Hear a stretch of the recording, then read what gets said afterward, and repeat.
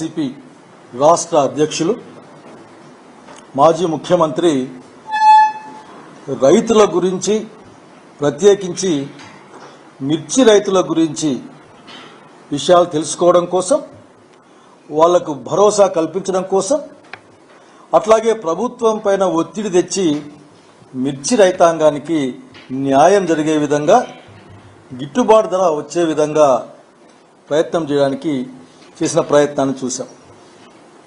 నేను చంద్రబాబు నాయుడు గారి ప్రభుత్వాన్ని 2-3 విషయాలను గమనించమని కోరుతా ఉన్నా. అసలు బాబు గారు, మీరు ముఖ్యమంత్రిగా ఉన్నారు, అట్లాగే ప్రతిపక్షంలో కూడా ఉన్నారు.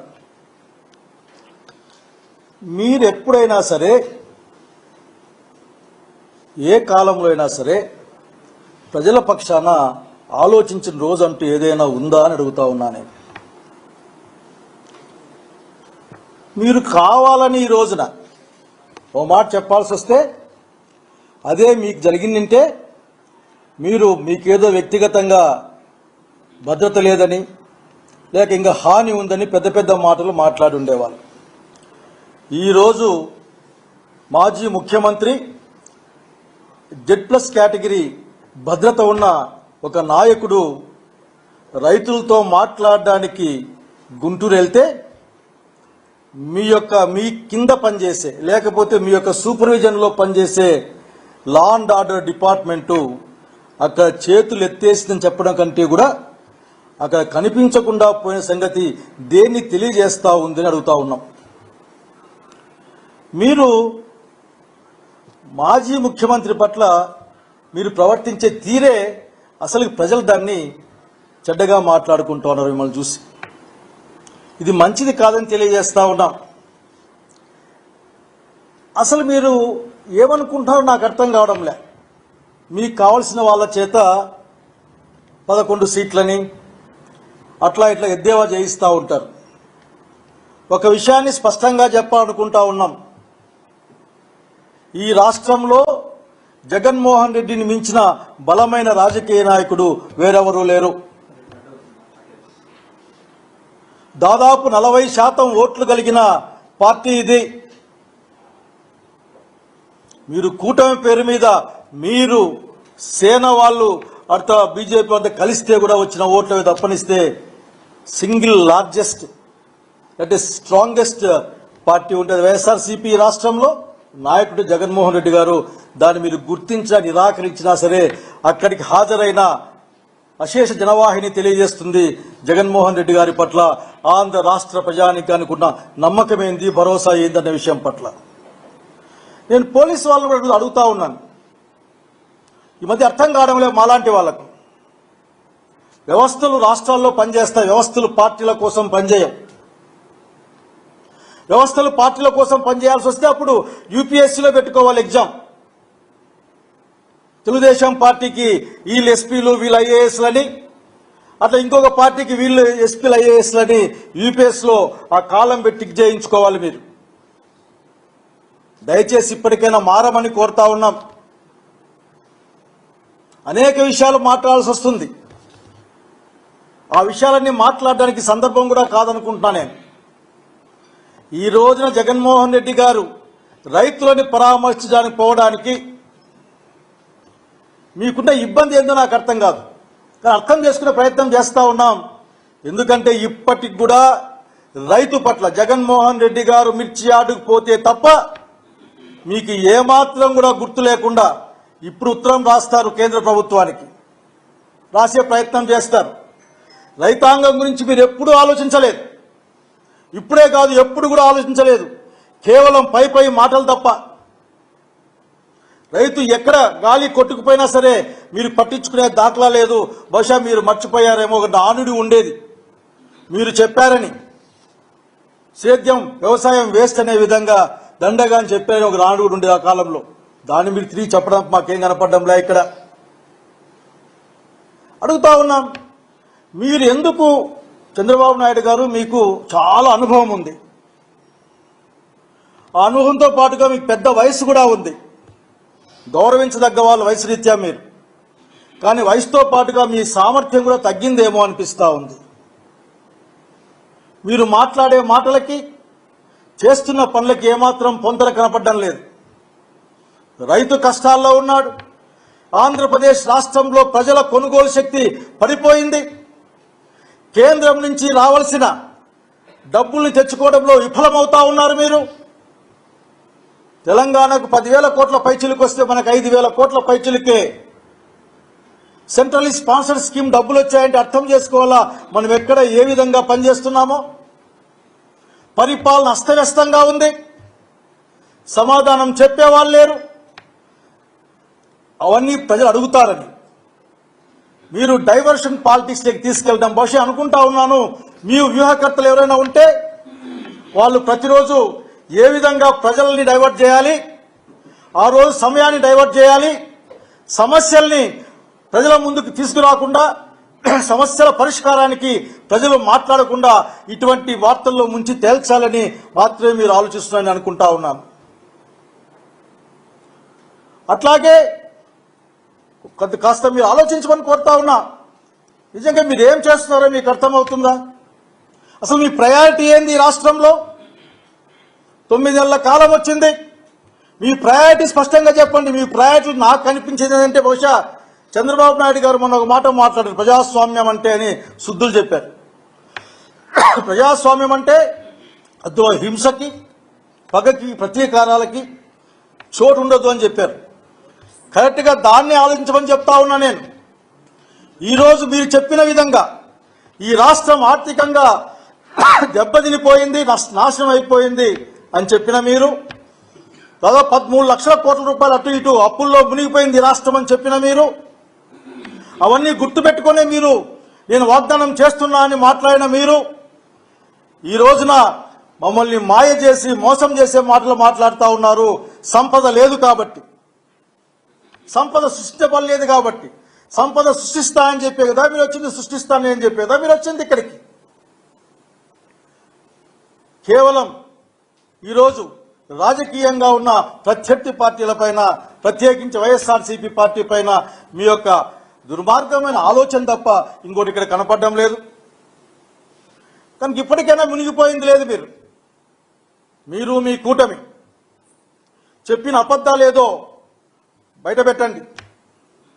నిజంగా ఎంత చిన్న విషయం ఇది. మీ యొక్క సూపర్ 6 అమలు చేయాలంటే, ఇంటింటికి ఎంతమంది ఉన్నా సరే 15,000 15,000 ఇవ్వాలంటే, ఇంకా సిగ్గుచేటు హాస్పిటల్లో మందులు లేవని చెప్పుకుంటా ఉన్నారు.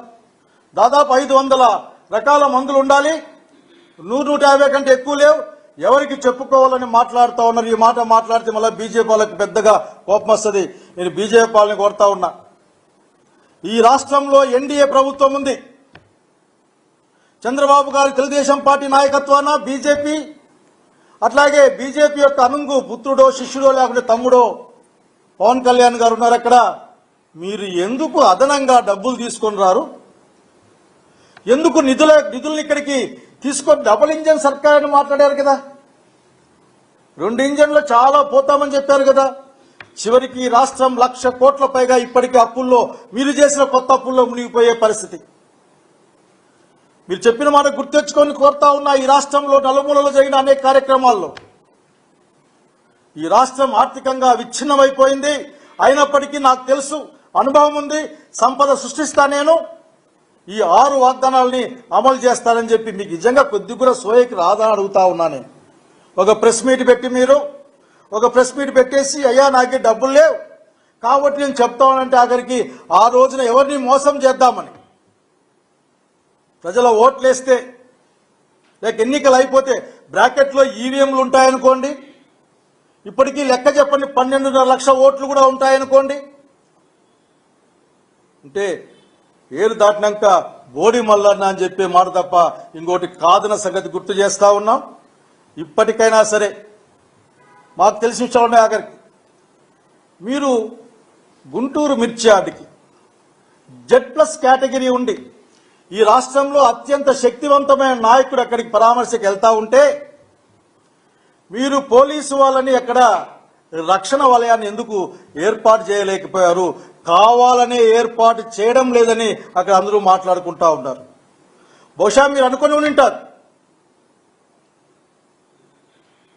ప్రజలు ఈ రోజున జగన్మోహన్ రెడ్డి పక్షాన ఉన్నారు.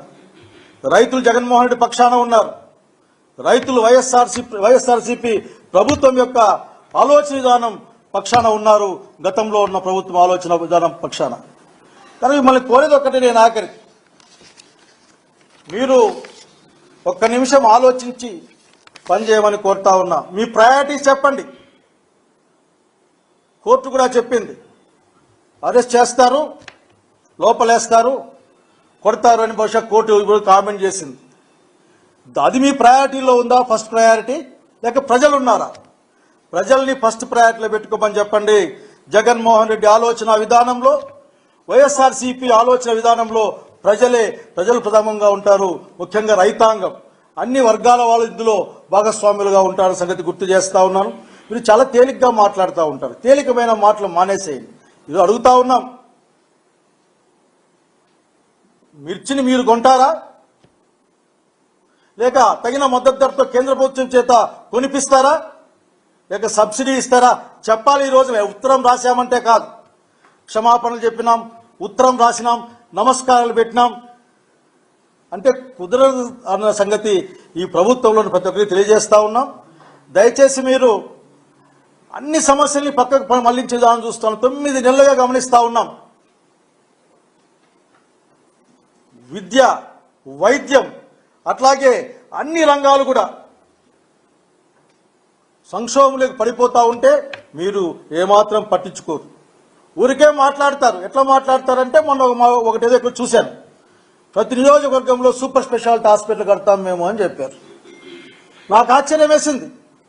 జగన్మోహన్ రెడ్డి గారు 15 జిల్లాల్లో 15 కొత్త మెడికల్ కాలేజీలని ప్రభుత్వ పక్షాన ఒకవైపున గ్రామీణ ప్రాంతాలకు, వివిధ జిల్లాలకు టెరిషరీ కేర్ ఇచ్చే ఫెసిలిటీకి ఒకవైపున ప్రయత్నం చేసి, ఈ రాష్ట్రంలో ఉన్న అన్ని కులాల్లో మతాల్లో ఉన్న బీద పిల్లలకి సీట్లు వచ్చే విధంగా ప్రభుత్వ పక్షాన చదువు చెప్పే విధంగా ఏర్పాటు చేస్తే, బహుశా నాకు తెలిసి మీ ప్రభుత్వం తప్ప ఈ దేశంలో ఏ ప్రభుత్వం కూడా మెడికల్ కాలేజ్ సీట్లు మాకు వద్దు అని రాసిన ప్రభుత్వాన్ని నేను ఎక్కడా చూడలేదు. ఆఖరికి పైగా దాన్ని పీపీపీ మోడీ కింద నేను ఇస్తానని చెప్తా ఉన్నాం. అంటే మీతో అంటగాగే ప్రైవేటు వాళ్ళకి ఇచ్చే ప్రయత్నం తప్ప ఇందులో ఇంకోటి నాకు కనపడడం లేదు. ప్రత్యక్షంగా 50% సీట్లు అమ్ముకునే ప్రయత్నం, దాని పేరు ఏదన్నా పెట్టుకొని అందులో ఎస్సీ, ఎస్టీ, బీసీ, మైనార్టీలకు రావాల్సిన సీట్లు రాకుండా పోయే ఒక నష్టం. కనుక ఇప్పటికే అడుగుతా ఉన్నాం, మిమ్మల్ని ఒకటి దయచేసి మీరు మీ ప్రభుత్వం పనిచేయమనే కోరుతా ఉన్నాం. మీరు పని చేయలేకపోతా ఉన్నారు, కేవలం మాట్లాడలే. బహుశా దీనికి కూడా మీ వాళ్ళు మాట్లాడతారు, ఇబ్బంది ఏం లేదు. ప్రజలకు ఏం చేస్తారో చెప్పి మాట్లాడండి. విద్యకి ఏం చేస్తారు, వైద్యానికి ఏం చేస్తారు, హాస్పిటల్లో మందులకి ఏం డబ్బులు ఎప్పుడు పంపిస్తారు, రైతులకి పంట నష్ట పరిహారమో లేదా ఇన్పుట్ సబ్సిడీనో ఎట్లా ఇస్తారు, మా రాయలసీమ ప్రాంతాలకు, మా అనంతపురం జిల్లాకు ఈ రోజున డ్రిప్ ఇరిగేషన్ స్ప్రింక్లర్లకి ఎట్లా ఇస్తారు, 90% ఫ్రీగా ఇస్తారా, విత్తనం ఇస్తారా? మాటలు ముందుకు రండి. బడ్జెట్ కూడా రాబోతా ఉంది. మా హంద్రీనీవా ఎంత డెవలప్ చేస్తారు, ఇవి మాట్లాడాలి కదా. ఎవరు మాట్లాడే వాళ్ళు లేరు మీ దగ్గర నుంచి. మీరు మాట్లాడేది ఒకటే. మనం ఒకటి చూశాను, ఏదో బిల్లులు ఇచ్చారు, ఎట్లా బిల్లులు ఇస్తారని ఒక మంత్రి చాలా ఆవేశపడిపోవడం చూశాను నేను. ఆఖరి ప్రభుత్వ పనులు కాంట్రాక్టర్లు చేస్తారు.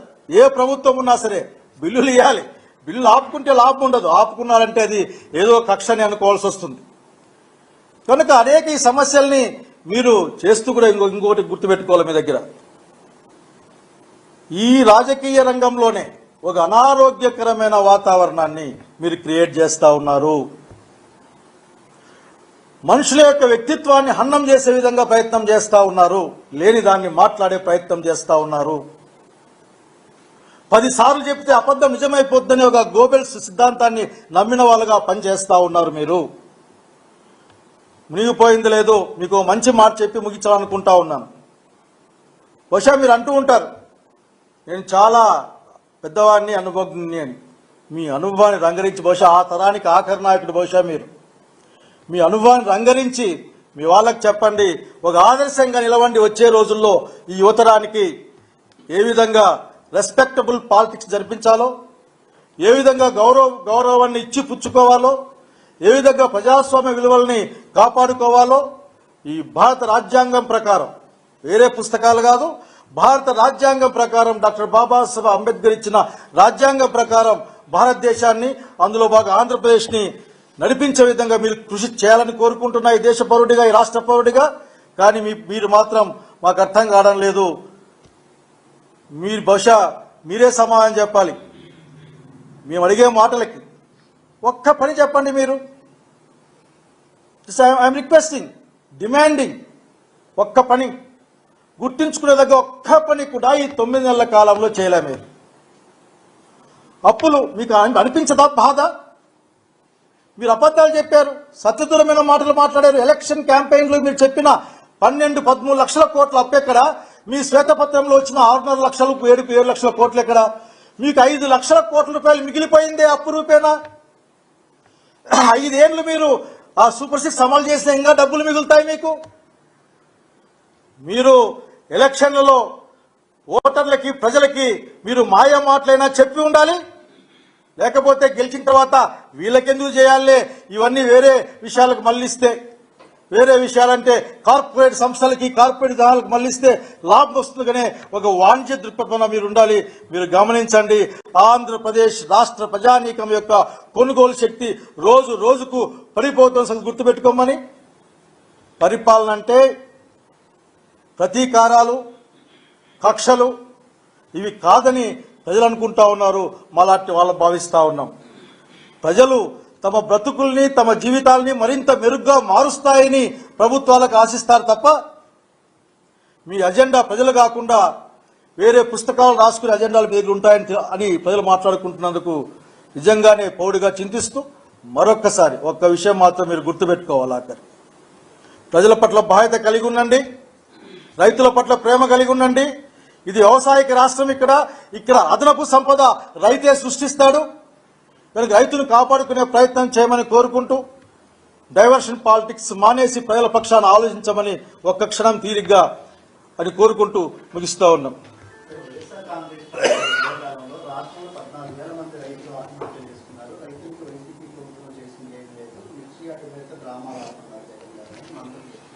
ఇప్పుడు నేను అడిగేది ఒక్కటే, అసలుకి ఈ రోజున మిర్చి రైతుకు గిట్టుబాటు ధర లేదు.